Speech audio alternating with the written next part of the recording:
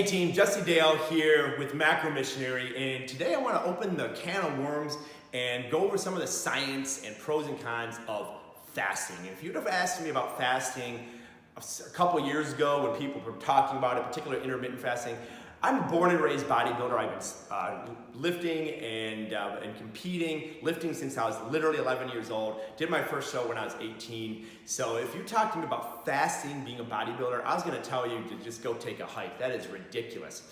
As I got more into nutritional coaching, I became intrigued and said, well, you know what? A lot of clients are asking about this. I should dive into some of the research. So here's what I found. First, let's look at the history of fasting. Fasting is definitely nothing new. It's been in our history, probably one of the longest standing nutrition realms out there. So Mark Twain, Hippocrates, Plato, Aristotle, Ben Franklin was noted saying fasting is the greatest healing remedy. You have Jesus, Buddha, Muhammad, the Ramadan studies that have been done on fasting. So because it's so old, it's pretty cool. It's also pretty well researched. I mentioned the Ramadan studies. They've been done a lot of studies on fasting based off those. So it's great that you not only have some newer emerging research, but a lot of the research is older and more tried and true. So if you look at our physiologies, we were, before food processing, we were made pretty much for feast and famine. So, you know, we'd harvest, and that would be our feast, and then we would go through the winter months, back when we couldn't ship food to us, and then we would have a period of famine. So it's nothing that our bodies are not used to. The bottom line is no matter what I tell you today, no matter what the research says, it's a tool. Fasting is a tool. If I want to trim a rose bush, this is probably the best tool to use. It's brand new, shears, very sharp. Guess what? When I do our rose bushes, when I trim them up, I use this rust seal thing. Why? It fits in my pocket good. It works well with my lifestyle. I like the way it feels on my hand. So even though science says that this is the optimal tool, I choose to use this one because this one's optimal for me. So by no means am I saying that a fasting protocol, we all need to become faster since. I just want to enlighten you and let you know some of the data, and then you can decide or ask us if this is an appropriate tool for you. So let's differentiate between fasting and starving. All right, because a lot of times when you start a fasting protocol, you're bought into it, you're ready to rock and roll, people say, oh, you're just gonna starve yourself. Fasting is voluntary restriction of food. Starving is involuntary restriction of food. So fasting, you're choosing to do this for the benefits, and starvation is someone is making you do this. So a really, really big differentiation there. Let's get into some of the myths, and we're gonna dive into these also later on. But starvation mode, if I fast, my RMR is gonna go down, I become tired, weak, delirious. No, we've actually found, and the studies show that those things would be actually the opposite. We become more alert, more energetic, less hungry when we're deprived of food because we need to go in search of food. So that's kind of a built-in protective mechanism for our physiologies. The second one, this was a big one for me, is to lose muscle or nutrients. The body has, again, some very good protective hormonal mechanisms in it, and you're not going to lose muscle by doing any type of mainstream fasting protocols. It's just not gonna happen. Again, these are fasting protocols where we're doing it voluntarily. Unnatural or leads to eating disorders. Saying that fasting leads to eating disorders would be the equivalent to saying that putting up hand sanitizers in restaurants, you see them in airports, is making someone OCD. It doesn't make any sense. Okay, so fasting is a tool. If somebody has an eating disorder, that is a psychological, medical issue that they had prior to even knowing or hearing about fasting. So benefits of fasting, a lot of the benefits from fasting, or I'd say all of the benefits from fasting, also mirror the benefits of being at a healthy, fit body weight. So caloric restriction and fasting both accomplish the same thing. So like I said, fasting is just a tool. It's not necessarily going to be the tool that everyone wants to use.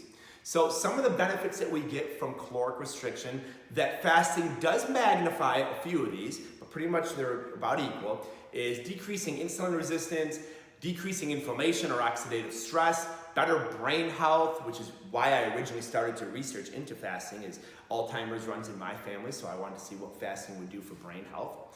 Increased fat loss or RMR, increased growth hormone to maintain muscle mass, regeneration of stem cells. That was very interesting that a fasting protocol could help regenerate stem cells. And the big one that a lot of people are talking about is autophagy. So autophagy is basically the recycling of dead cells. So what happens is our body goes through a process called apoptosis, and basically your cells have so much time, so much shelf life in them, and through apoptosis, it goes in and says your time is up, this cell is going to die. So during autophagy, we are able to recycle some of those dead cells. Now, autophagy occurs during caloric restriction. It is enhanced in a fasting protocol. And what's really cool is some of those dead cells are recycled actually into glucose for energy, which is very cool. They can also be recycled and broken down into amino acids to form new proteins. So that's kind of a muscle sparing mechanism. So think of autophagy as you go and you find an old junky piece of metal. It's all rusty. It's pretty much dead. And then you go, you refine it, you melt it down into a beautiful chain or a beautiful metal chain, and it's nice and sparkly. So that's what the process of autophagy does. So let's talk about who should not be fasting. All right, who is it probably not a good idea to look into? Who would this not be a good tool for? And obviously, before starting any nutrition program, you're going to want to consult with your physician, maybe get some blood work done, and run that by your primary care physician before starting anything that your body isn't used to. So, especially if you're pregnant or a nursing mother, this probably would not be an appropriate tool during that time to use. If you're on certain blood pressure or heart medications, that's going to be something you definitely want to talk to your doctor about if you're looking at using this tool. Very young or older, I would say if you're younger than 18, I might even say 23, I don't think there's a whole lot of reason to look at fasting as a tool, okay, although I'm sure there's outliers. And then very elderly individuals. If you have a poor relationship with food or are underweight, so if your BMI is underweight or right kind of in that normal zone, or you have a poor relationship with food, then fasting is absolutely not the protocol that we want to look into at this time. We want to focus on our relationship with food and getting ourselves healthy in that before looking at a fasting protocol. Extreme performance athletes in season, that maybe they're training twice a day or several times throughout the day, or maybe they're doing like 3 to 4 hour exercise bouts, I would not suggest an fasting or intermittent fasting protocol for them. And then if you're diabetic, I would definitely check with my doctor before starting a fasting protocol. All right, so let's expand on some of those myths we talked about earlier and dive right into what's going on hormonally to us when we fast. So the number one hormone that people tend to be concerned with would be ghrelin, that is your hunger hormone. And what they found is that your hunger hormone ghrelin is going to peak when it's used to peaking. So if you've gone 18 years of eating at breakfast, lunch, dinner, it's going to peak there and then subside. They've also done a study on ghrelin and actually found that the longer the fast, the lower the ghrelin would go. And I personally found that in my experience, which is why one of the reasons why I started to fast to begin with was to control hunger. So ghrelin will decrease in terms of length of the fast. Growth hormone, as we mentioned earlier, growth hormone and testosterone both will go up. Growth hormone goes up substantially. Testosterone, according to Dr. Eric Berg, goes up around 18% on hours 16 plus of your fast. So that has a huge muscle sparing effect that we'll talk about here in a minute. Adrenaline and cortisol, so your adrenal hormones, are all going to go up. So you're going to be alert, you're going to have energy, your body believes, okay, hey, I need to prime you to go hunt for food. Insulin, our primary storage hormone, of course, because we're not eating, is going to be way down, whereas glucagon, our hormone that signals oxidation and helps us get stored fat and use it as an energy source, is going to go way up. So let's talk about our metabolism. your metabolism is going to be in a very fight or flight situation right here. So your metabolism is actually going to go up acutely as you get into your fast. I found this with my own personal experimentation, and I found this also in the literature. So again, your norepinephrine, epinephrine is all up, your catecholamines are up, your adrenaline's high, you're ready to go find your food. And if you think about it from an evolutionary standpoint, if we got tired, weak, and lethargic from fasting, we wouldn't be here right now because we wouldn't be able to go and fight and get the food. So your body has primed this mechanism in you to increase alertness, strength, and mental acuity to go find food during the fasted state. Fasting and fat loss tends to be a little bit greater fat loss when compared to typical caloric restriction because of this reason. Typical caloric restriction, when we eat every so often, our body gets what it wants, maybe a little bit less, but it gets what it wants, shuts down. Gets what it wants, shuts down. Whereas when we're in the fasted state, we're in that fight or flight. We're in that, hey, where am I going to get my next meal from? I got to be alert. Where is it coming from? And people have reported a lot better brain activation, mental focus, and concentration when on their fast.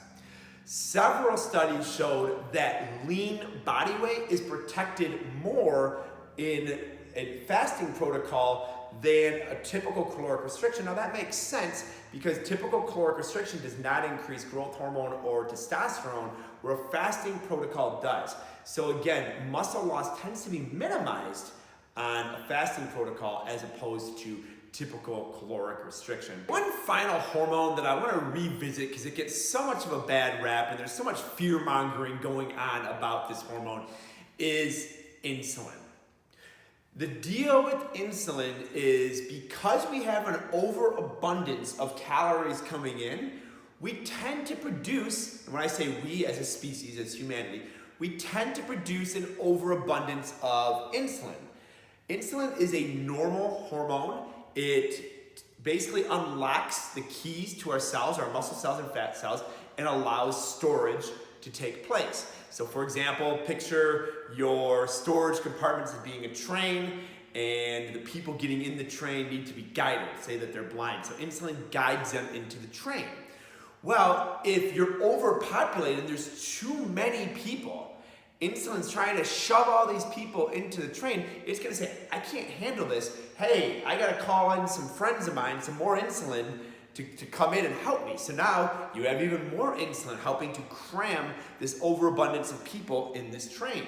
Now, eventually that train gets so full that insulin just is no longer effective in getting those nutrients or those people in that train. So what it will do is it will call on even more, and it's just a more. Well, any hormone that we have in great abundance, it doesn't matter if it's testosterone, epinephrine, norepinephrine, any hormone that we have in huge abundance is going to cause severe problems. So the problems that we see with insulin abundance is insulin resistance. So that leads to metabolic syndrome, type 2 diabetes, and so forth. So when people advocate, low carbohydrate diets, or a lot of people say fasting will cure everything because it controls insulin, that is true. If we control calories, we're going to control insulin. A lot of times people will say, well, fat, go high fat, that's the way to go because it doesn't give an insulin response.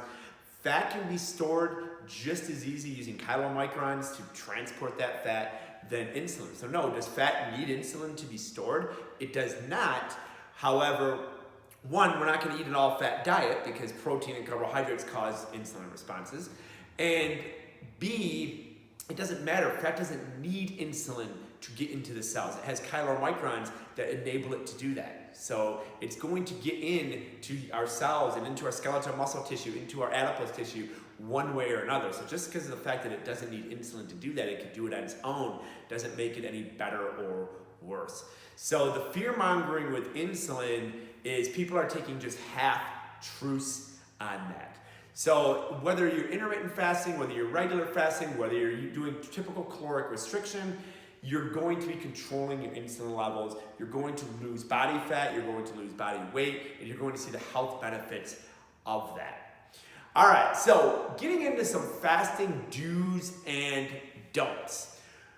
Do, So these are things you need to do. Do ask, does this fit my lifestyle? Don't be excited about some of the graphs and some of the research and everything. Oh my gosh, I'm gonna go get ripped. Remember, this is a tool. So ask, does this fit my lifestyle? You know, maybe you don't want to skip dinner with the family. I would. If I had a family and we did a family dinner and my fasting protocol said I had to skip dinner with my family, I wouldn't do it. Or maybe I wouldn't do it obvious. Maybe I'd have bone broth or something. Does this fit my beliefs? You know, if you've listened to this and you're like, man, I got to call my bros, you know, look, then you're going to find a confirmation bias that it's not going to work for you. Okay, so if it doesn't fit your beliefs, it doesn't fit your beliefs. Continue to do your normal diet methodology. Do consult with somebody who knows about this, who's unbiased. I'd be happy to consult with you if you're considering this. Do talk to your doctor if your doctor is well-versed in nutrition. Don't dive right into it. I've seen people that they've seen me do it and they're like, hey, I'm on day 3 of my fast, and I'm like, you're crazy, day what? So don't just jump into this. Start out slow. Don't jump in and proclaim on your megaphone, hey, I'm a faster sin, look at me, put it on Facebook, okay? Remember, again, this is a tool and we can see if it's a useful tool for you or not. But you don't want to dive right into 24-hour or, my gosh, even 18-hour, 16-hour fast if you've never done this before, okay? So very important. And then most importantly, don't throw your macros away. Just because you're time restricting your eating, it's not magic. We still need to hit a macronutrient distribution. Now, does this tool help us to stay in a caloric deficit? Does it help us protect muscle mass? Does it increase norepinephrine, making fat loss a little bit quicker? Yes, it can, absolutely. But if you think that it's an excuse to just eat ad libitum and whatever you'd like within a 4-hour or whatever window of opportunity that we're going to talk about here, it's just not going to happen. Okay, so it's very important that you still stay within your macronutrient distribution, all right, or stay within bounds. So let's talk about the different types of fasts and find out which one maybe could be beneficial for you, and I'll share some of my experiences. The more popular intermittent fasting would be the 16-8. So you have 16 hours of fasting and then an 8-hour window. So typically, you're gonna skip breakfast, eat from 1 to 9 p.m. Okay, very, very doable for a lot of people. Then we're gonna have our 20.4 or our 24 fast. That's fasting for 20 hours and then a 4-hour window.